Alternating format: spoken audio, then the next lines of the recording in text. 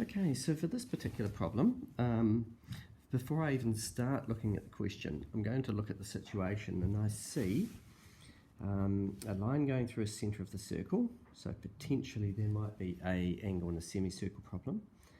I see a number of potential arcs here that might be of value to me.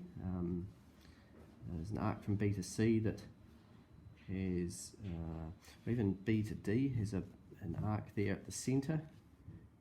What else points to B and D? Well, that angle there does. That's pretty close to what I'm looking for, so it might be involved. I will have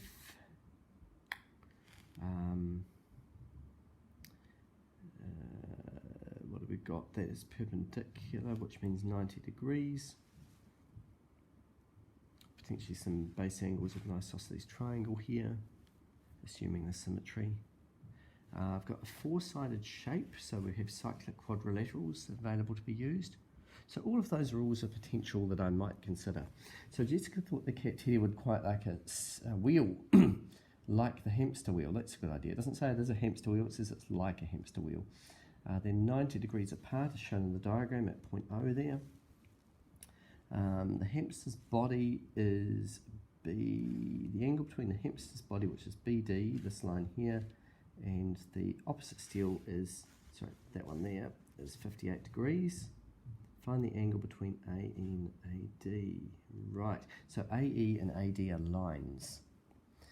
Remember, when we talk about angles, we have to use three letters. So let's start having a look at this.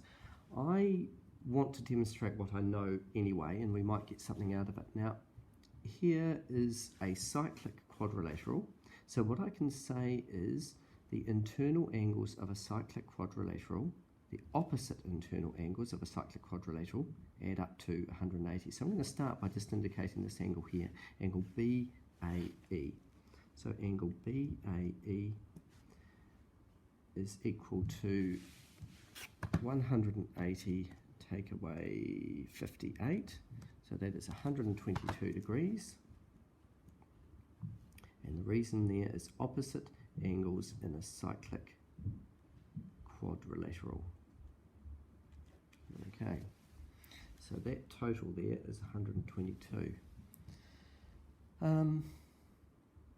What can I tell about this angle here would be quite nice. I notice that it points to that location there and this location here to B and D. So the angle at A there points to both B and D. Now here's something. The angle at O also points to B and D. Now O comes from the centre. Angle A here, or BAD, comes from the edge. So I can state that angle BAD is equal to half of 90, which is 45 degrees, and the reason for that is angle at centre.